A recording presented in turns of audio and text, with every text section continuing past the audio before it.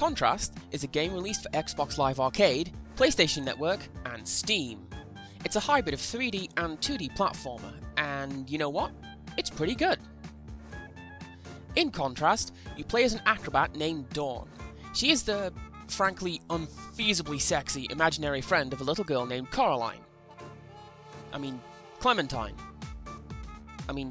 Dee Dee.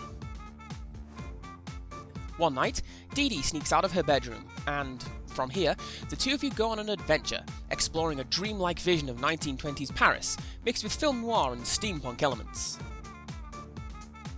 For the most part, you explore the world in 3D. I'll admit there's very little in the way of interactivity here, but you do get some nice glimpses of the plot through overheard conversations and shadowy flashbacks. Occasionally, you'll come to a seemingly impassable obstacle, and this is where the game's unique selling point comes into play. Dawn has the ability to turn into a shadow person and interact with the other shadows in the environment.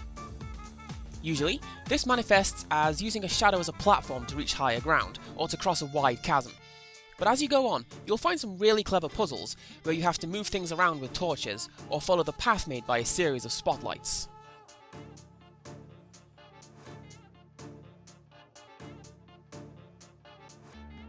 You switch back and forth between 2 and 3D with a single button, and it's really fluid, which is a big help given some of the game's later puzzles. It's especially fun when you get the air dash, which lets you dive in and out of the walls as soon as you hit the edge. The game has an interesting aesthetic when it comes to the NPCs in the game. There are 5 characters, excluding Dawn and Dee Dee, and all you get to see of these 5 is their silhouette. It makes sense. You're Dee Dee's imaginary friend, and she's the only one who can see you, so it might as well go both ways. The NPCs being portrayed by their shadows create some interesting scenes, because Dee Dee interacts with them quite frequently, hugging them, taking their hands, and so on. It's not something that I've ever seen before in a game, and it works really well, especially if, like me, you're projecting your own image of the NPCs onto their missing bodies. Now, I'm not going to lie, the game is unpolished, and there are times when it shows. There are times when you'll trip over the scenery, revert to your falling pose, for example.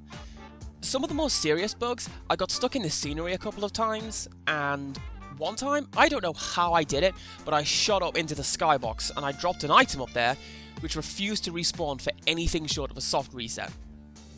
But these bugs are either so infrequent or so mild that you can look past them. Call it part of the cute indie charm or something like that. But perhaps surprisingly, for an indie game, it doesn't take itself too seriously. There are lots of cute little jokes and references to other things, like Portal, Banjo-Kazooie, Pitfall, and, of all things, Leisure Suit Larry.